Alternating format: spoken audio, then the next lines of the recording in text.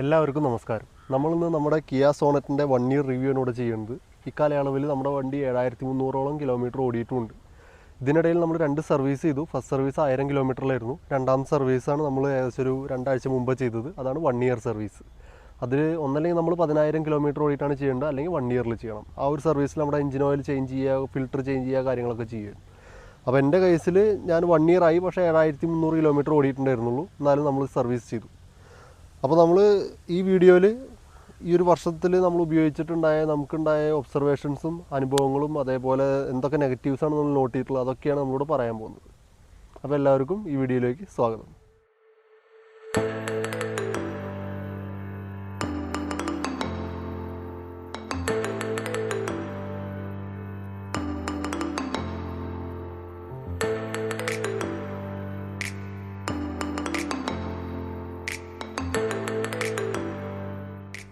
ആദ്യം തന്നെ നമുക്ക് ഈ വണ്ടിയുടെ എഞ്ചിനെ കുറിച്ച് പറഞ്ഞു തുടങ്ങാം. നമ്മൾ ഈ ഒരു കഴിഞ്ഞ വർഷം ഉപയോഗിച്ചപ്പോൾ ഈ എഞ്ചിനിൽ നിന്ന് നമ്മൾ ഒബ്സർവ് ചെയ്ത കാര്യങ്ങൾ എന്തൊക്കെയാണെന്ന് വെച്ചാൽ, ഇതൊരു 3 സിലിണ്ടർ എഞ്ചിനാണെന്ന് നമ്മൾ മുമ്പത്തെ റിവ്യൂവിൽ പറഞ്ഞിട്ടുണ്ടായിരുന്നു. അതിൻ്റേതായ വൈബ്രേഷൻസ് ഉണ്ട്, ടർബോ കാര്യങ്ങളൊക്കെ ഉണ്ടെങ്കിലും അതിൻ്റെ വൈബ്രേഷനും അതിൻ്റേതായ സ്മൂത്ത്നെസ് അതിനുള്ളൂ. ഒരു 3 സിലിണ്ടർ എഞ്ചിൻ്റെ സ്മൂത്ത്നെസ് തന്നെ അതിനുള്ളൂ. അപ്പോൾ അതൊന്ന് കുറച്ച് ശബ്ദമൊക്കെ ഉണ്ട്. നമ്മളിത് ഉപയോഗിച്ച് ശീലമാകുമ്പോൾ നമ്മളത് അറിയില്ല. പക്ഷേ പിന്നീട് നമ്മൾ വേറൊരു സുഹൃത്തിൻ്റെ വണ്ടിയോ അല്ലെങ്കിൽ 4 സിലിണ്ടർ എഞ്ചിനുള്ള വേറെ വണ്ടി ഓടിക്കുമ്പോഴാണ് നമുക്ക് അതിൻ്റെ ഒരു വ്യത്യാസം മനസ്സിലാവുന്നത്. അതെ, നമ്മുടെ എഞ്ചിന് കുറച്ച് വൈബ്രേഷനും കുറച്ച് ശബ്ദമൊക്കെ ഉണ്ട് എന്നുള്ള കാര്യം. പക്ഷേ വളരെ സന്തോഷമുള്ള കാര്യം എന്താ വെച്ചാൽ, ഇതൊരു 3 സിലിണ്ടർ എഞ്ചിനായിട്ട് നല്ല പെർഫോമൻസ് നമുക്ക് തരുന്നുണ്ട്. കഴിഞ്ഞൊരു വർഷത്തിൽ നമ്മൾ പലയിടത്തും നമ്മൾ ഡ്രൈവിന് പോയപ്പോഴും അല്ലെങ്കിൽ പല ഹൈവേയിലൊക്കെ ഓടിക്കുമ്പോഴും പിക്കപ്പിൻ്റെ കാര്യത്തിലും നമുക്ക് ഇന്നേ വരെ യാതൊരു ബുദ്ധിമുട്ടും തോന്നിയിട്ടില്ല. ഇനീഷ്യൽ RPMസിൽ വണ്ടിക്ക് കുറച്ച് പിക്ക് ചെയ്യാൻ ബുദ്ധിമുട്ടുണ്ടെങ്കിലും പക്ഷേ ഒരു 2000 RPM ഒക്കെ കഴിയുന്നതോട് കൂടിയിട്ട് ഭയങ്കര ഉഷാറാണ് എഞ്ചിൻ, ഭയങ്കര പിക്കപ്പാണ്. അതേപോലെ തന്നെ നമ്മൾ ഇനി ഇതിൻ്റെ ട്രാൻസ്മിഷനെ കുറിച്ച് പറയുകയാണെങ്കിൽ, നമ്മൾ 7 സ്പീഡ് DCT ട്രാൻസ്മിഷനാണ് ഇതിലുള്ളത്. അത് വളരെ ക്വിക്കായിട്ടുള്ള റെസ്പോൺസൊക്കെ ഉള്ളൊരു ട്രാൻസ്മിഷനാണ്. അതിൻ്റെ ഒരു പോരായ്മ ഞാൻ കഴിഞ്ഞൊരു വർഷമായിട്ട് ഉപയോഗിച്ചപ്പോൾ മനസ്സിലാക്കിയത്, ആദ്യത്തെ ഒരു D1 D2 പറയുന്ന ഗിയറുകളിലുള്ള ആ ഒരു കൺഫ്യൂഷൻ. എന്നുവെച്ചാൽ വണ്ടി നമ്മൾ ട്രാഫിക്കിലൊക്കെ ആണെങ്കിൽ ആ ഒരു D2 കിടക്കുമ്പോൾ D1ൻ്റെ സ്പീഡിലേക്ക് പോവും, പിന്നെ D1 അത് ആക്സിലറേറ്റ് ചെയ്യാനുള്ള ബുദ്ധിമുട്ട്. അപ്പോൾ അങ്ങനത്തെ കുറച്ച് കാര്യങ്ങളുണ്ട്. അത് ഞാൻ ഈ വീഡിയോൻ്റെ ജസ്റ്റ് ഇപ്പോൾ കണ്ടിന്യൂഷനായിട്ട് കാണിക്കാം. നമ്മൾ വണ്ടി ഡ്രൈവ് മോഡിലിട്ടിട്ട് ബ്രേക്ക് ഓടുമ്പോൾ വണ്ടി ഏകദേശം ഒരു 6-7 എന്ന് പറയുന്ന സ്പീഡിലാണ് ക്രോൾ ചെയ്തുകൊണ്ടിരിക്കുക. ഇവിടെ നിങ്ങൾക്ക് കാണാം, ഇപ്പോൾ വണ്ടി ഏകദേശം ഒരുപാട് നേരം എടുത്തിട്ടാണ് ആ ഒരു സ്പീഡിലേക്ക് എത്തി. ഇതേ വണ്ടി തന്നെ വേറെ ചില നേരത്ത് ആ ഒരു ബ്രേക്ക് നമ്മൾ ഡ്രൈവ് മോഡിലിട്ടൊരു ഗിയർ ബ്രേക്ക് വിട്ടാൽ ഒറ്റയടിക്ക് 6 പറഞ്ഞ സ്പീഡിലേക്ക് എത്തും. അപ്പോൾ ഇവിടെ തന്നെ ഒരു ഇൻകൺസിസ്റ്റൻസി ഉണ്ട് ആക്സിലറേഷൻ D1ലേക്ക് എത്തുന്ന സ്പീഡിൽ. ഇനി അതേപോലെ തന്നെ D2ൽ നമ്മൾ ഇതേപോലെ ഇങ്ങനെ ക്രോൾ ചെയ്ത് പോകുമ്പോൾ D2ൽ പോകുന്ന സ്പീഡ് ഏകദേശം ഒരു 12-13 ആണ്. എന്നാൽ ചില നേരത്ത് ആ D2ൽ തന്നെ ഈ പറഞ്ഞ വണ്ടി ഒരു 5ലോ 6ലോ ഇങ്ങനെ ക്രോൾ ചെയ്തുകൊണ്ടിരിക്കും. ഈ 5ലോ 6ലോ ക്രോൾ ചെയ്തുകൊണ്ടിരിക്കുന്ന വണ്ടി ചിലപ്പോൾ ആ D2ൽ നിന്നുകൊണ്ട് തന്നെ സ്പീഡ് കുറഞ്ഞ് 0യിലേക്ക് വരും. അങ്ങനെ 0ൻ്റെ അടുത്ത് എത്താറാവുമ്പോൾ വണ്ടി സ്വമേധയാ D1ലേക്ക് ഷിഫ്റ്റ് ചെയ്തുകൊണ്ട് പിന്നെ അവിടുന്ന് മെല്ലെ മെല്ലെ ആക്സിലറേറ്റ് ചെയ്ത് 6 km/h അതിൻ്റെ D1 ഗിയറിൻ്റെ ക്രോളിംഗ് സ്പീഡിലേക്ക് വീണ്ടും ഇങ്ങനെ ആക്സിലറേറ്റ് ചെയ്തുകൊണ്ടിരിക്കും. അപ്പോൾ ഇവിടെയൊക്കെയാണ് ഇതിൻ്റെ ഇൻകൺസിസ്റ്റൻസി നമുക്ക് ഈ D1 D2ൽ ഉള്ളത്. ഇനി നമ്മൾ ഇതിൻ്റെ ഡ്രൈവ് ട്രെയിനും ഇതും കഴിഞ്ഞ് വരുമ്പോൾ നെക്സ്റ്റ് ഇമ്പോർട്ടൻറ്റ് ഘടകം എന്ന് പറയുന്നത് ഇതിൻ്റെ സസ്പെൻഷൻ തന്നെയാണ്. സസ്പെൻഷൻ്റെ കാര്യത്തിൽ പറയുമ്പോൾ ഹാർഡാണ് ഈ വണ്ടി, ഹാർഡായിട്ടുള്ള സസ്പെൻഷനാണ് വണ്ടിയിലുള്ളത്. നമുക്കതും ഈ പറഞ്ഞ പോലെ വാങ്ങിച്ച് ഉപയോഗിക്കാൻ തുടങ്ങുമ്പോൾ മനസ്സിലാവില്ല. പിന്നീട് വേറെ ആരെങ്കിലും ഒരു വണ്ടി ഓടിക്കുമ്പോഴാണ് മനസ്സിലാവുക, അതെ എൻ്റെ വണ്ടിയുടെ സസ്പെൻഷൻ കുറച്ച് ടൈറ്റാണ് എന്നുള്ളത്. പക്ഷേ ഇതിൻ്റെ ഏറ്റവും വലിയ അഡ്വാൻറ്റേജ് എവിടെയാണെന്ന് വെച്ചാൽ, ഹൈവേയിലൊക്കെ സ്റ്റെബിലിറ്റി. നമ്മളൊരു ഹൈ സ്പീഡിലൊരു കോർണറൊക്കെ എടുക്കുമ്പോൾ, ഇപ്പോൾ ഞാൻ പലപ്പോഴും പല ഹൈവേസിലും വണ്ടി ഓടിക്കുമ്പോൾ നമുക്കൊരു 100 കിലോമീറ്റർ സ്പീഡ് ലിമിറ്റുള്ളിടത്ത് നമ്മൾ ക്രൂയിസ് കൺട്രോൾ ഇട്ട് പോവുകയാണെങ്കിൽ വണ്ടി റോഡിൽ നമുക്ക് തരുന്ന ആ ഒരു സ്റ്റെബിലിറ്റി അത് വളരെ ഇമ്പോർട്ടൻ്റ് ആണ്. അതിന് ഒരു സാക്ഷ്യം വഹിക്കുന്ന ഒരു ചെറിയ വീഡിയോ ഞാൻ ഇപ്പോൾ ഇവിടെ ആഡ് ചെയ്യാം. ഇപ്പോൾ നമ്മൾ ഏകദേശം ഒരു 100 കിലോമീറ്ററിൻ്റെ മുകളിലാണ് പോയിക്കൊണ്ടിരിക്കുന്നത്. ഇപ്പോൾ ഒരു ലൈൻ ചേഞ്ചും അതിൻ്റെ ഒപ്പം തന്നെ കർവും എടുത്തു. ഈ കർവിൽ തന്നെ റംബിൾ സ്ട്രിപ്സ് ഉണ്ട്. അവിടെയൊക്കെ നമുക്ക് വണ്ടി നല്ല കൺട്രോളിൽ തന്നെ നിൽക്കുന്നുണ്ട്. അപ്പോൾ ഇങ്ങനത്തെ റോഡുകളിൽ ചെറിയ അണ്ടുലേഷനൊക്കെ ഉണ്ടെങ്കിലും ശരിക്കും പറഞ്ഞാൽ വണ്ടിയുടെ ഉള്ളിലേക്ക് അത് ട്രാൻസ്ലേറ്റ് ആവാത്തതിൻ്റെ കാരണം ഇതിൻ്റെ സ്റ്റിഫായിട്ടുള്ള സസ്പെൻഷൻ ആയതുകൊണ്ടാണ്. സോഫ്റ്റ് സസ്പെൻഷൻ ആണെങ്കിൽ വണ്ടി ഇങ്ങനെ കിടന്ന് വലഞ്ഞുകൊണ്ടിരിക്കും. അപ്പോൾ നമ്മൾ ഏകദേശം 120 ക്രോസ് ചെയ്തിട്ട് അതിൻ്റെ ബീപ്പിംഗ് സൗണ്ടാണ് നിങ്ങൾ കേട്ടുകൊണ്ടിരിക്കുന്നത്. ഇനിയിപ്പോൾ നമ്മൾ അടുത്ത കർവിലേക്ക് അപ്രോച്ച് ചെയ്യുമ്പോൾ നമുക്ക് കാണാം, ഈ ലൈനിൽ ഏറ്റവും ഫ്രണ്ടിൽ നമുക്കൊരു ട്രക്ക് പോകുന്നുണ്ട്. അപ്പോൾ ഞാൻ ഈ ലൈൻ ചേഞ്ചും ചെയ്യുന്നുണ്ട്, റോഡിൽ ചെറിയ അണ്ടുലേഷൻസ് ഉണ്ട്, കർവും എടുക്കുന്നുണ്ട്. എന്നാലും എനിക്ക് ഈ സ്പീഡ് കുറയ്ക്കേണ്ട ആവശ്യമൊന്നും വരുന്നില്ല. വണ്ടി നല്ല സുഖമായിട്ടാണ് പോയിക്കൊണ്ടിരിക്കുന്നത്. ഇനി അതേപോലെ തന്നെ ഇവിടെ ഒരു ബ്രിഡ്ജിൽ എക്സ്പാൻഷൻ ഗ്യാപ്പുകളുണ്ട്. അതിൽ പോകുമ്പോൾ നിങ്ങൾക്ക് കാണാം വെർട്ടിക്കലായിട്ടുള്ള സ്റ്റെബിലിറ്റിയും യാതൊരു ബുദ്ധിമുട്ടുമില്ല. ബ്രേക്ക് ഈ വണ്ടിയുടെ നമുക്ക് ആദ്യമായിട്ട് ഉപയോഗിക്കുമ്പോൾ നമുക്ക് തോന്നും ബ്രേക്ക് ഭയങ്കര സെൻസിറ്റീവാണ്, ജസ്റ്റ് തൊടുമ്പോഴേക്കും ബ്രേക്ക് ചെയ്യണ പോലെ നമുക്ക് തോന്നും. പക്ഷേ ഇതിൻ്റെ ഏറ്റവും വലിയ അഡ്വാൻറ്റേജ് എപ്പോഴും നമുക്ക് വരുന്നത് ഹൈവേയിൽ തന്നെയാണ്. നമ്മൾ ഹൈവേയിലൊക്കെ ഹൈ സ്പീഡിൽ പോകുമ്പോൾ പെട്ടെന്നൊരു ബ്രേക്ക് അപ്ലൈ ചെയ്യേണ്ട ഒരു സിറ്റുവേഷൻ വരുമ്പോൾ ഒരുപാട് നമുക്ക് ബ്രേക്കിൽ പ്രഷർ കൊടുക്കേണ്ട ആവശ്യമില്ല. ചെറിയ പ്രഷറിൽ തന്നെ വണ്ടി നമ്മുടെ കൺട്രോളിൽ നിൽക്കും. ആ സെയിം ക്ലിപ്പിൽ തന്നെ വീഡിയോ തന്നെയാണിത്. ഇപ്പോൾ ഇവിടെ നിങ്ങൾക്ക് കാണാം നല്ലോണം സ്മോക്ക് ഉണ്ട്. അതിൻ്റെ ഫ്രണ്ടിൽ ഡബിൾ ട്രെയിലർ ട്രാക്ടർ പോകണം. നമ്മൾ 120 പോകുമായിരുന്നു, ഒറ്റയടിക്ക് നമുക്ക് സ്പീഡ് കുറയ്ക്കാൻ പറ്റി. നമ്മുടെ ബ്രേക്കും നമുക്ക് ആ ഒരു കോൺഫിഡൻസ് തരുന്നുണ്ട് ഇങ്ങനത്തെ സിറ്റുവേഷനിൽ. ഇനി നമുക്ക് ഈ വണ്ടിയുടെ ടയറിനെ കുറിച്ച് പറയാം. ടയർ വളരെ വീതി കൂടിയ ടയറാണ്, 215 സെഷൻ നമ്മൾ പറഞ്ഞു. മുമ്പത്തെ റിവ്യൂവിൽ ഇതിനെക്കുറിച്ച് ഡീറ്റെയിൽ ആയിട്ട് പറഞ്ഞിരുന്നു, അതിൻ്റെ സ്പെസിഫിക്കേഷനും കാര്യങ്ങളൊക്കെ. ഇതിൻ്റെ ഏറ്റവും വലിയൊരു അഡ്വാൻറ്റേജ് പറയുന്നത് റോഡിലൊക്കെ നല്ല ഗ്രിപ്പ് നമുക്ക് കിട്ടുന്നുണ്ട്, നല്ല സ്റ്റേബിളാണ് വണ്ടി. നമ്മളിപ്പോൾ ഒരു 100-ലൊക്കെ പോകുമ്പോഴായാലും നമുക്ക് റോഡിൽ ഹൈവേയിലൊക്കെ നല്ല കോണ്ടാക്റ്റും ബ്രേക്ക് ചെയ്യാനും ലൈൻ ചേഞ്ച് ചെയ്യാനൊക്കെ നല്ല കോൺഫിഡൻസ് കിട്ടുന്നുണ്ട്. സസ്പെൻഷൻ ഹാർഡാണെങ്കിലും ഇതിൽ നമ്മൾ ടയർ പ്രഷർ അഡ്ജസ്റ്റ് ചെയ്തിട്ട് നമുക്ക് ഇതിനെ കുറച്ച് സസ്പെൻഷനെ സോഫ്റ്റ് ആക്കാൻ പറ്റും. അപ്പോൾ ഞാൻ ഇപ്പോൾ ഇതിൽ 30 PSI ആണ് അടിക്കുന്നത്. 30 PSI അടിക്കുമ്പോഴാണ് നമുക്ക് ഒരു കംഫർട്ടബിൾ ആയിട്ടുള്ള റേഞ്ച് കിട്ടുന്നത്. അത് ഓരോരുത്തർക്കും ഓരോ അനുഭവം പോലെ ഇരിക്കും.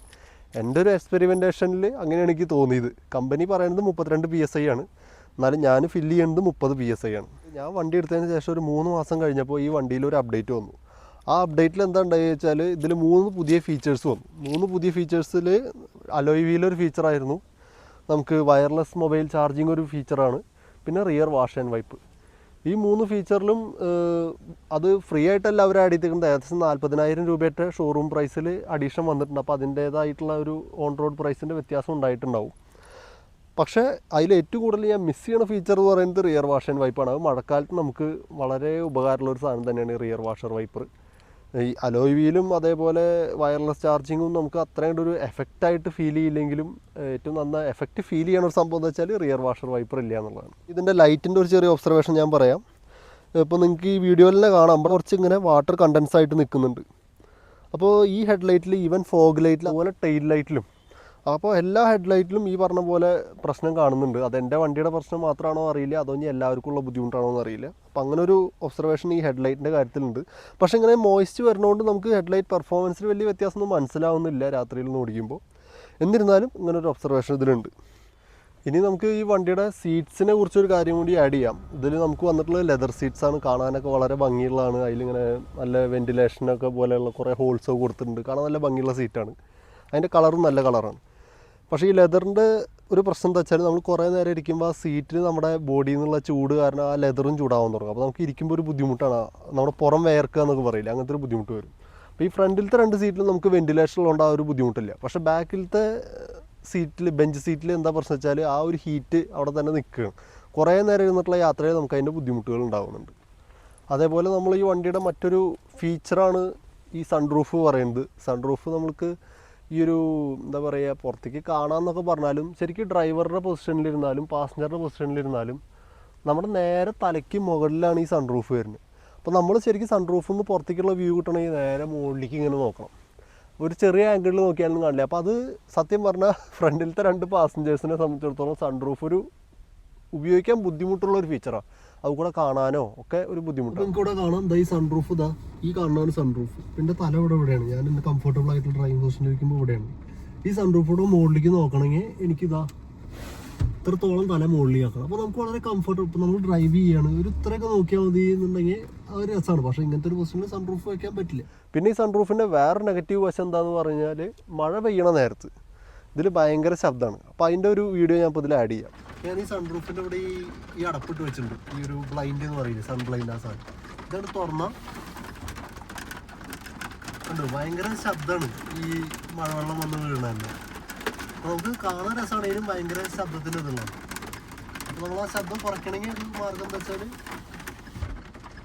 നടച്ച ശബ്ദത്തിന് വലിയ വ്യത്യാസമുണ്ട്, എന്നാലും ശബ്ദം നമുക്ക് കുറച്ച് കേൾക്കാൻ പറ്റും. ബേസിക്കലി മഴ പെയ്യണ നേരത്തെ നമുക്ക് കാണാനുള്ള രസവും കാര്യങ്ങളൊക്കെ ആലോചിച്ചിട്ട് നമ്മൾ തുറന്നിട്ടു, എന്നിട്ട് കഷ്ടപ്പെട്ട് തല പൊക്കി നോക്കുകയാണെങ്കിലും ആ മഴവെള്ളം വീഴുന്ന ശബ്ദം കാരണം നമുക്കത് വീണ്ടും അത്ര എൻജോയ് ചെയ്യാനുള്ളൊരു പറ്റില്ല എന്നുള്ളതാണ് ഒരു കാര്യം. അതേപോലെ തന്നെ മഴ പെയ്താനുള്ള വേറൊരു പ്രശ്നമാണ് ഈ പറയുന്ന വിസിബിലിറ്റി. ഇവിടെ വരുന്ന വെള്ളം ഫുള്ളും പിന്നെ ഇവിടെ അടിച്ചു തെറിച്ചിട്ട് ആ ഗ്ലാസ്സിലേക്കും പോയിട്ട് സത്യം പറഞ്ഞാൽ റിയർ വ്യൂ ഒന്നുമില്ല സൈഡിൽ. ഈ സൈഡിലായാലും ആ സൈഡിലായാലും ഇപ്പോൾ നമുക്ക് ബാക്കിലേക്ക് നോക്കുകയാണെങ്കിൽ അവിടെ നിങ്ങൾക്ക് കാണാം ഗ്ലാസ് അത്ര നീറ്റല്ല. അപ്പോൾ മഴ പെയ്യണ നേരത്ത് നമുക്ക് സത്യം പറഞ്ഞാൽ വിസിബിലിറ്റിയിൽ വലിയ ബുദ്ധിമുട്ടുണ്ടാവുന്നുണ്ട്. അതേപോലെ നമുക്ക് ഈ വണ്ടിയിൽ അത്യാവശ്യത്തിന് വൈപ്പറിൻ്റേതായിട്ടുള്ളൊരു നോയ്സ് ഉണ്ട് കേട്ടോ. ഇപ്പോൾ കേൾക്കാം. ഒന്ന് സ്പീഡ് കൂട്ടാം. പിന്നെ അതേപോലെ ഇന്നത്തെ കാലത്ത് ഒരുപാട് പേർക്ക് കൺഫ്യൂഷനുള്ള കാര്യമാണ് കറുപ്പെടുക്കണോ വെളുപ്പെടുക്കണോ നീലെടുക്കണോ അങ്ങനെ ഏത് കളറിലേക്ക് പോകണം എന്നുള്ളത്. അപ്പോൾ ഒരുപാട് പേര് നിരസിക്കുന്നൊരു കളറാണ് ബ്ലാക്ക് എന്ന് പറയുന്നത്. അതിൻ്റെ മെയിൻ കാരണം ടെക്നിക്കലി ഇത് ഭയങ്കര എബ്സോർബിവിറ്റി ഉള്ളൊരു കളറാണ്. അതായത് ഇതിൻ്റെ മുകളിലേക്ക് ഏത് റേഡിയേഷൻ വന്നാലും അത് എബ്സോർബ് ചെയ്യും. അതുകൊണ്ടാണ് ഈ കറുപ്പ് കളർ ഇങ്ങനെ നിൽക്കുന്നത്. അപ്പോൾ അങ്ങനത്തെ ഒരു ബുദ്ധിമുട്ടുള്ളൊരു കളറായ കാരണം ഇത് എപ്പോഴും ഇങ്ങനെ ഹീറ്റ് എനർജി ഒരുപാട് വലിച്ചെടുത്തുകൊണ്ടിരിക്കും. അപ്പോൾ നമ്മുടെ ക്യാബിൻ എപ്പോഴും കൂടുതൽ ചൂടായിരിക്കും. അപ്പോൾ AC കൂടുതൽ പെർഫോം ചെയ്യണം. അപ്പോൾ അത് കാരണം മൈലേജ് കുറയും, ഫ്യൂവൽ കൺസംഷൻ കൂടുതലാണ് എന്നുള്ളതാണ് ഇതിൻ്റെ ഒരു ടെക്നിക്കൽ വശം. പിന്നെ കറുപ്പ് കളറിൻ്റെ വേറൊരു ബുദ്ധിമുട്ട് എന്താണെന്ന് വെച്ചാൽ നമ്മളിത് ക്ലീൻ ചെയ്യുന്നത്, ഇത് ക്ലീൻ ചെയ്യുക എന്ന് പറയുന്നത് ഭയങ്കര ബുദ്ധിമുട്ടുള്ളൊരു കാര്യമാണ്. പെട്ടെന്ന് ഇപ്പോൾ ക്ലീൻ ചെയ്തൊരു ചെറിയ മഴ ചാറിയാൽ തന്നെ വീണ്ടും പൊടി പിടിച്ച പോലെ ആകെ വൃത്തികേടായി കിടക്കും. വെച്ചാൽ ഇതിന് കൂടുതൽ ചളി പിടിച്ചു വെക്കാനുള്ള കപ്പാസിറ്റി ഉള്ളതല്ല, ചളി പിടിച്ച് വെച്ചിട്ടുള്ള ഈ പിടിച്ച് ഇരിക്കുന്ന ചളി പെട്ടെന്ന് വിസിബിൾ ആവും ഈ കളറിൽ. അതാണ് ഇതിൻ്റെ ഒരു ബുദ്ധിമുട്ട്.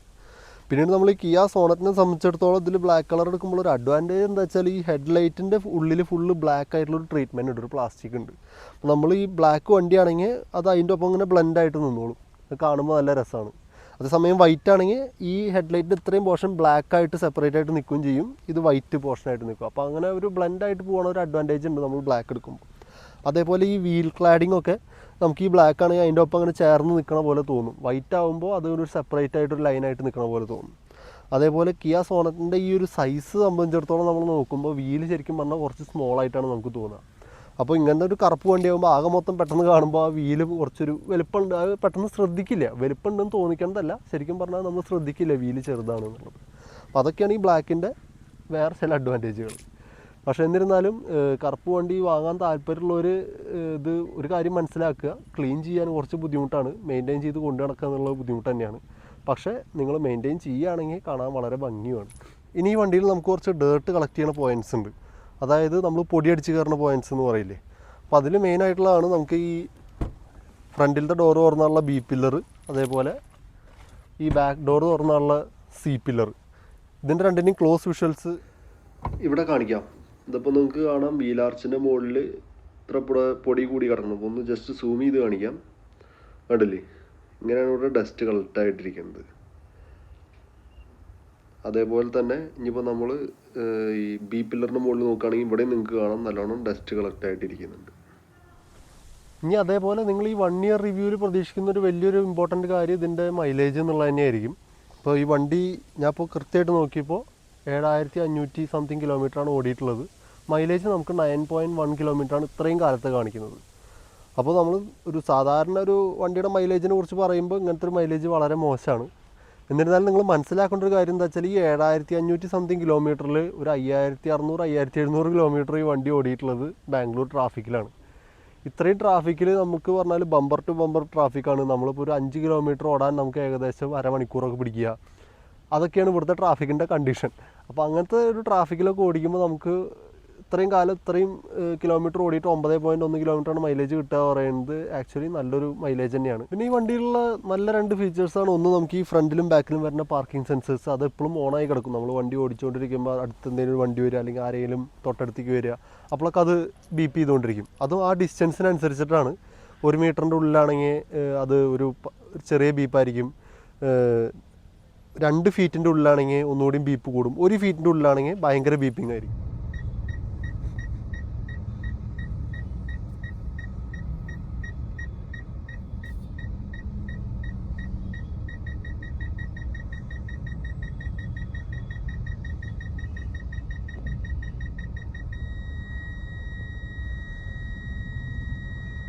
ഇങ്ങനെയാണ് അതിൻ്റെ ഫീച്ചർ.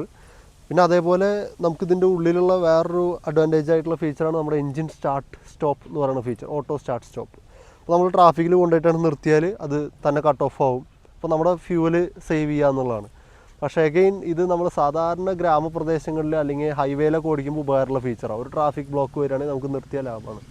പക്ഷേ നമ്മൾ സ്ഥിരം ട്രാഫിക്കിൽ ഓടിക്കണ വണ്ടി എന്നുള്ള വെച്ച് നോക്കുമ്പോൾ നമ്മളെപ്പോൾ ട്രാഫിക്കിൽ ചെന്നാലും ഇത് അപ്പോൾ ഓഫ് ആവും. പിന്നെ ഒരു 5 സെക്കൻഡ് കഴിയുമ്പോഴേക്കും വണ്ടി അവിടെ നിന്ന് എടുക്കും. നമ്മൾ ഈ വണ്ടി നമുക്ക് ട്രാഫിക്കിൽ കൊണ്ടുപോയി നിർത്തി 2 സെക്കൻഡ് ആകുമ്പോഴേക്കും വണ്ടി ഓഫ് ആവും. പിന്നെ ഒരു 3-4 സെക്കൻഡ് കഴിഞ്ഞ് നമ്മൾ വണ്ടി ഒന്നുകൂടി എടുക്കുമ്പോൾ വീണ്ടും ഓൺ ആവണം. അപ്പോൾ അത് ശരിക്കും പറഞ്ഞാൽ ഭയങ്കര ഡിസ്റ്റർബിംഗ് ആണ്. അതേപോലെ ഇനി നമ്മൾ വണ്ടിയിൽ ഒബ്സർവ് ചെയ്തിട്ടുള്ള വേറെ ഒരു പ്രശ്നം എന്താണെന്ന് വെച്ചാൽ നമുക്ക് ഈ ഒരു ഡിക്കി ഓപ്പൺ ചെയ്യാനുള്ള സ്വിച്ച് ഇതിൻ്റെ താഴെ എവിടെയാണ് വരുന്നത്. അത് നമ്മൾ സ്ഥിരമായിട്ട് വണ്ടി ഉപയോഗിക്കുന്ന ആൾക്ക് മാത്രമാണ് കറക്റ്റ് എവിടെ ഇത് കൈയിടേണ്ടതെന്ന് അറിയുള്ളൂ. കാരണം ഈ കീയുടെ സെൻറ്റർ നേരെ നോക്കിയാൽ ഇവിടെ അല്ല ഇതിൻ്റെ സ്വിച്ച് ഉള്ളത്, കുറച്ച് ഓഫ്സെറ്റാണ്. ഈ ഒരു രണ്ടിൻ്റെ ഇടയിൽ കൂടെ എങ്ങനെ പോയാലാണ് ഏകദേശം ഇവിടെ വരുന്നത്, ഇവിടെയാണ് ഏകദേശം ഇതിൻ്റെ സ്വിച്ച് വരുന്നത്. അപ്പോൾ ഈ ഒരു സെൻറ്റർ കുറച്ച് ഓഫ്സെറ്റ് ആയിട്ടുള്ള കാരണം ഇത് സ്ഥിരമായിട്ട് ഉപയോഗിക്കാത്തവർക്ക് ഇത് അറിയില്ല കൃത്യമായിട്ട് എവിടെയാണ് വരുന്നത് എന്നുള്ളത്. പക്ഷേ എൻ്റെ ഒരു ബുദ്ധിമുട്ട് എന്താ ഞാൻ അനുഭവിക്കുന്നത് വെച്ചാൽ, ഞാനത് സ്ഥിരം ഓഫീസിൽ പോകുമ്പോൾ എൻ്റെ ഓഫീസ് എൻ്റർ ചെയ്യണോടത്ത് ആൾക്കാർ അവിടെ സെക്യൂരിറ്റി ഇത് സ്ഥിരം ഡിക്കി ഓപ്പൺ ചെയ്ത് ചെക്ക് ചെയ്യും. അപ്പോൾ അവർ ഇതിൻ്റെ അങ്ങോട്ട് തപ്പണ നേരത്തെ അവരുടെ കൈമുള്ള നഖമൊക്കെ കൊണ്ടിട്ട് ഇവിടെ കുറച്ച് സ്ക്രാച്ച് മാർക്ക് ഉണ്ട്. അത് ഞാൻ നിങ്ങൾക്ക് ക്ലോസപ്പായിട്ട് കാണിച്ചു തരാം. ഇവിടെ കുറച്ച് സ്ക്രാച്ച് മാർക്ക് ഉണ്ട്, ഇത് അവർ ഉണ്ടാക്കിയ മാർക്കാണ്. അപ്പോൾ എന്തെങ്കിലും ഒരു എനിക്കറിയില്ല എന്താ അതിൻ്റെ സൊല്യൂഷൻ എന്നുള്ളത്. ഇപ്പോൾ ഒരു പുറത്ത് തന്നെ ഒരു സ്വിച്ച് അങ്ങനത്തെ എന്തെങ്കിലുമൊക്കെ ഒരു ഈസി ആയിട്ടുള്ളൊരു ഫീച്ചർ ആഡ് ചെയ്യുകയാണെങ്കിൽ, ഇങ്ങനെ സ്ഥിരമായിട്ട് നമ്മുടെ ഡിക്കി വേറെ അതിൽ ഓപ്പൺ ചെയ്ത് ഉപയോഗിക്കാനുള്ളവരാണെങ്കിൽ ഈ സ്ക്രാച്ച് വരണമൊക്കെ നമുക്ക് ഒഴിവാക്കാൻ പറ്റും. ഇനി ഞാൻ ഈ വണ്ടിയുടെ സെക്കൻഡ് ഫ്രീ സർവീസിൻ്റെ അനുഭവത്തിനെ കുറിച്ച് പങ്കുവയ്ക്കാം. ഇതാണ് സെക്കൻഡ് ഫ്രീ സർവീസിൻ്റെ ബില്ല് എനിക്ക് വന്നത്. അപ്പോൾ ഈ ബില്ലിൽ ശരിക്കും പറഞ്ഞാൽ അവർ മെയിനായിട്ട് ചേഞ്ച് ചെയ്ത 4 സാധനങ്ങളെന്ന് പറയുന്നത് എഞ്ചിൻ ഓയിലിൻ്റെ ഫിൽറ്റർ, അതേപോലെ അതിനുള്ള ഗ്യാസ്കറ്റ്, പിന്നെ പ്ലഗ്, ഓയിൽ ഡ്രെയിനുള്ള പ്ലഗ്. ഇത്രയും സാധനങ്ങളാണ് മെയിനായിട്ട് അവർ ചേഞ്ച് ചെയ്തത്. പിന്നെ അവർ നമുക്ക് ചെയ്തു തന്ന കാര്യങ്ങൾ വീൽ അലൈൻമെൻറ്റും വീൽ ബാലൻസിങ്ങും ആ സർവീസിൽ ഇൻക്ലൂഡഡ് ആണെന്നുള്ള രീതിയിലാണ് പറഞ്ഞത്. അപ്പോൾ ഇതിനെ കൂടിയത് ഏകദേശം ഒരു 6000 സംതിങ് രൂപ വരുമെന്നാണ് എൻ്റെ അടുത്ത് പറഞ്ഞത്. അതിൻ്റെ ഒപ്പം തന്നെ സർവീസ് പേഴ്സണിൻ്റെ അടുത്ത് പറഞ്ഞൊരു കാര്യം എന്താ വെച്ചാൽ, കുറച്ച് പാക്കേജുകൾ വന്നിട്ടുണ്ട്. അതായത് കൺവീനിയൻസ് പാക്കേജ് എന്ന് പറയും. അപ്പോൾ നിങ്ങൾക്ക് വേണമെങ്കിൽ 3 വർഷത്തേക്ക് നിങ്ങളുടെ അഡ്വാൻസ് ആയിട്ട് സർവീസിനുള്ള പൈസ അടച്ചിടാം. അപ്പോൾ അതിൻ്റെ അഡ്വാൻറ്റേജ് എന്താണെന്ന് വെച്ചാൽ, ഇപ്പോൾ നമ്മൾ ചെയ്ത ഒരു 6000 സംതിങ് ആയി. സെക്കൻഡ് അടുത്ത ഇയറിൽ ചെയ്യേണ്ട ഏകദേശം ഒരു 6000-7000 അടുത്ത് വരും. അതിൻ്റെ അടുത്ത് വരുന്നത് ഏകദേശം ഒരു 8000 മുകളിലേക്ക് വരും. അപ്പോൾ അങ്ങനെ എല്ലാം കൂടിയിട്ട് ഏകദേശം ഒരു 21,000-22,000 രൂപയോളം ആവും. അതേസമയം നമ്മൾ ഈ പാക്കേജ് എടുക്കുകയാണെങ്കിൽ നമ്മളിപ്പോൾ 16,000 രൂപ അടച്ചാൽ മതി 3 വർഷത്തേക്ക്. അപ്പോൾ ഇതിൻ്റെ അഡ്വാൻറ്റേജസ് എന്തൊക്കെയാണെന്ന് ചോദിച്ചാൽ, ഈ പാക്കേജിൽ അവർ പല ടൈപ്പ് ഉണ്ട്. ഇതിൽ പ്രിവെൻറ്റീവ് ആയിട്ടുള്ള കെയറിനെ പ്രൊമോട്ട് ചെയ്തുകൊണ്ടുള്ളൊരു പാക്കേജാണ് ഞാൻ സെലക്ട് ചെയ്തത്. അതിലെന്താ വെച്ചാൽ നമുക്ക് അണ്ടർ ബോഡി കോട്ടിങ്ങും അതേപോലെ റോഡ് ആൻഡ് റിപ്പല്ലൻ്റ് കോട്ടിംഗ് എന്ന് പറഞ്ഞുള്ളൊരു കോട്ടിങ്ങും നമുക്ക് അവർ ഫ്രീ ആയിട്ട് തരും. അതിൻ്റെ ഒപ്പം തന്നെ ഈ ഇതൊക്കെ തരുന്നുണ്ടെങ്കിലും ബാക്കി എല്ലാ സർവീസ് ഘടകങ്ങളും അതിൽ ഇൻക്ലൂഡഡ് ആണ്. പക്ഷേ ഒരു കാര്യം എന്താ വെച്ചാൽ, നമ്മൾ ഇൻ കേസ് വേറെ എന്തെങ്കിലും അഡീഷണൽ സർവീസ് ഈ പീരിയോഡിക് മെയിൻ്റനൻസിൻ്റെ ടേബിളിൽ പറയാത്ത എന്തെങ്കിലും അഡീഷണൽ സർവീസ് ആയിട്ടുള്ള കാര്യങ്ങൾ വന്നാൽ അതിന് നമ്മൾ എക്സ്ട്രാ പൈസ അടയ്ക്കേണ്ടി വരും. സെക്കൻഡ് സർവീസിൻ്റെ എൻ്റെ ഒരു അനുഭവം എന്ന് പറയുന്നത് നല്ല തന്നെയാണ്. വണ്ടിക്ക് പ്രത്യേകിച്ച് ബുദ്ധിമുട്ടുകളൊന്നും ഉണ്ടായിരുന്നില്ല. കൊടുക്കുമ്പോഴും തിരിച്ച് തരുമ്പോഴും ബുദ്ധിമുട്ടുകളൊന്നും ഉണ്ടായിരുന്നില്ല. ഇന്നത്തെ കാലത്ത് കുറേ പേര് വണ്ടി സർവീസിന് കൊടുത്തിട്ട് തിരിച്ച് കിട്ടുമ്പോൾ വേറെ എന്തെങ്കിലും പ്രശ്നമായിട്ട് കിട്ടാറുണ്ട്. പക്ഷേ അങ്ങനത്തെ ഒരു അനുഭവം ഇവിടെ ഉണ്ടായിട്ടില്ല. സർവീസൊക്കെ നല്ല സർവീസ് തന്നെയായിരുന്നു. അവരും പറഞ്ഞത് വണ്ടിക്ക് കംപ്ലൈൻറ്റുകളൊന്നുമില്ല, നീറ്റായിട്ട് തന്നെയാണ് വണ്ടി ഇരിക്കുന്നത്, യാതൊരു കുഴപ്പമില്ല എന്നാണ് പറഞ്ഞത്. ഇനി ഞാൻ ഈ വണ്ടിയിൽ വാങ്ങി വെച്ചിട്ടുള്ള കുറച്ച് അഡീഷണൽ സാധനങ്ങൾ പരിചയപ്പെടുത്താം. ഒന്ന് ഈ ഒരു നെക്ക് പില്ലാണ്. ഇത് ആമസോണിൽ നിന്ന് വാങ്ങിയതാണ്. വളരെ നല്ല വലുപ്പമുള്ള ഒരു നെക്ക് പില്ലാണ്, മെമ്മറി ഫോമാണ് ഇതിൻ്റെ.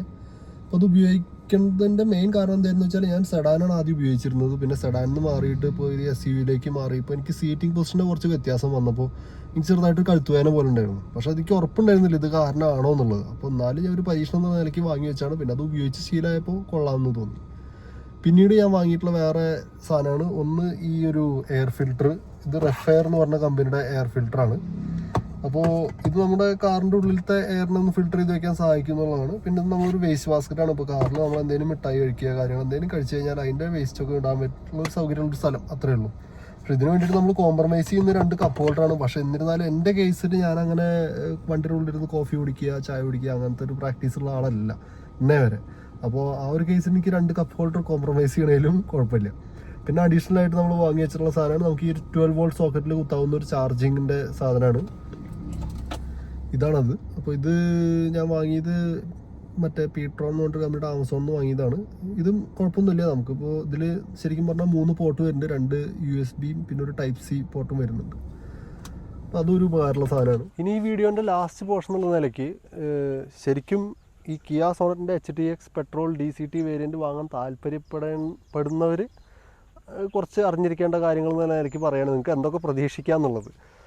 വളരെ ക്വാളിറ്റിയുള്ള ഇൻറ്റീരിയറാണ്. നമുക്ക് ഇന്ന് ഇതിൻ്റെ ഇൻറ്റീരിയറിൻ്റെ ക്വാളിറ്റിയിൽ യാതൊരു ബുദ്ധിമുട്ടും തോന്നിയിട്ടില്ല. നമ്മൾ തുടർന്ന സ്ഥലങ്ങളും ഏതൊക്കെ ആയാലും എല്ലാം നല്ല ക്വാളിറ്റിയാണ്. ഒരു സാധനം പോലും മാൽ ഫങ്ഷൻ ചെയ്യുക അങ്ങനത്തെ ബുദ്ധിമുട്ടുണ്ടായിട്ടില്ല. അതേപോലെ നമുക്ക് സീറ്റ് നല്ല സീറ്റ് തന്നെയാണ്. നമുക്ക് ഉപയോഗിക്കുന്ന സാധനങ്ങളൊക്കെ വളരെ നല്ല സാധനങ്ങളായിട്ട് തോന്നും. എഞ്ചിനും നല്ല എഞ്ചിനാണ്. 3 സിലിണ്ടർ എഞ്ചിനാണെന്നുള്ളതിൻ്റെ ആ ഒരു വൈബ്രേഷനും അതിൻ്റെ ഒരു ശബ്ദവും അതിനുണ്ട് എന്നുള്ളത് സത്യം തന്നെയാണ്. പക്ഷേ എന്നിരുന്നാലും പെർഫോമൻസിൻ്റെ കാര്യത്തിൽ നമ്മൾ സ്ഥിരമായിട്ട് ഉപയോഗിക്കുമ്പോൾ നമുക്ക് അതുകൊണ്ടൊരു ബുദ്ധിമുട്ട് തോന്നില്ല. വണ്ടി വളരെ സുഖമാണ് ഓടിക്കാനായാലും ഉപയോഗിക്കാനായാലും ഒക്കെ നല്ല സുഖം തന്നെയാണ്. അപ്പോൾ വണ്ടിയിലേക്ക് കയറാനും ഇറങ്ങാനും അങ്ങനത്തെ ബുദ്ധിമുട്ടുകളൊന്നുമില്ല. മറ്റേത് ഹൈറ്റ് കുറഞ്ഞ വണ്ടിയാകുമ്പോൾ നമുക്ക് കയറാനും ഇറങ്ങാനുള്ള ബുദ്ധിമുട്ടുകൾ അങ്ങനത്തെ പ്രശ്നമൊന്നും ഇതിലില്ല. നമുക്കൊരു ഹൈറ്റ് ഉള്ളതുകൊണ്ട് സുഖം തന്നെയാണ് ഉപയോഗിക്കാൻ. പിന്നെ ഈ വണ്ടിയുടെ വേറൊരു പോരായ്മ നമുക്ക് പറയാവുന്നത് എന്താ വെച്ചാൽ ക്യാബിൻ സ്പേസ് കുറവാണെന്നുള്ളതാണ്. അതൊരു സത്യം തന്നെയാണ്. ഇപ്പോൾ നമുക്ക് ഈ വണ്ടിയും ക്രെറ്റയ്ക്കും ഒരേ വീതിയാണ്, പക്ഷേ പറഞ്ഞിട്ട് കാര്യമില്ല, ഇതിൻ്റെ ഉള്ളിലേക്ക് വരുമ്പോൾ സ്പേസ് കുറവാണ്. അതിൻ്റെ മെയിൻ കാരണം എന്താ വെച്ചാൽ ഇതിൻ്റെ ബോഡി ഇങ്ങനെ ക്യാബിൻ സ്പേസിലേക്ക് വരുമ്പോൾ ഇങ്ങനെ ചെറുതാവുന്ന ഒരു ബോഡി ഡിസൈനാണ് ഇതിൻ്റെ. അത് കാരണമാണ് ഇതിൻ്റെ ക്യാബിൻ സ്പേസ് കുറവാണ്. പിന്നെ ഇതിൽ നമുക്ക് ഓടിക്കുമ്പോഴുള്ള സുഖങ്ങൾ പറയുന്നത് സസ്പെൻഷൻ കുറച്ച് ഹാർഡാണെന്ന് പറഞ്ഞാൽ നമ്മൾ ഹൈ സ്പീഡിലൊക്കെ പോവാണ്, ഹൈവേയിലൊക്കെ സ്ഥിരം ഉപയോഗിക്കണവരാണെങ്കിൽ നല്ലൊരു ഓപ്ഷനായിരിക്കും ഇത്.